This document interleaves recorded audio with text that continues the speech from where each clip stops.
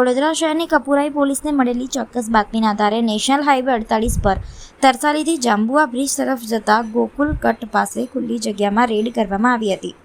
પોલીસની ટીમ સ્થળ પર પહોંચી ત્યારે ત્યાં ઊભેલા એક અશોક લેલન્ડ કન્ટેનરનો ચાલક અંધારાનો લાભ લઈ ફરાર થઈ ગયો હતો, જેના કારણે પોલીસે કન્ટેનરને કબજે લઈ તેની સઘન તપાસ હાથ ધરી હતી. તપાસ દરમિયાન કન્ટેનરનું સીલ તોડતા અંદર પાઇપોના જથ્થાની આડમાં કુશળતાપૂર્વક છુપાવવામાં આવેલ ભારતીય બનાવટનો વિદેશી દારૂ મળી આવ્યો હતો. પોલીસે વિવિધ બ્રાન્ડની કુલ 11,628 નાની મોટી દારૂની બોટલો જપ્ત કરી હતી. જપ્ત કરાયેલા દારૂની કિંમત અંદાજે 20,59,000 રૂપિયાથી વધુ હોવાનું સામે આવ્યું છે. ઉપરાંત દારૂના પરિવહન માટે ઉપયોગમાં લેવાયેલા આશરે 10 લાખ રૂપિયાનું કન્ટેનર પણ કબજે લેવામાં આવ્યું છે. આમ કપુરાઈ પોલીસે કુલ 30,59,000 રૂપિયાથી વધુનો મુદ્દામાલ ઝડપી પાડી ફરાર આરોપીની શોધખોળ સહિત વધુ કાયદેસરની કાર્યવાહી હાથ ધરી છે.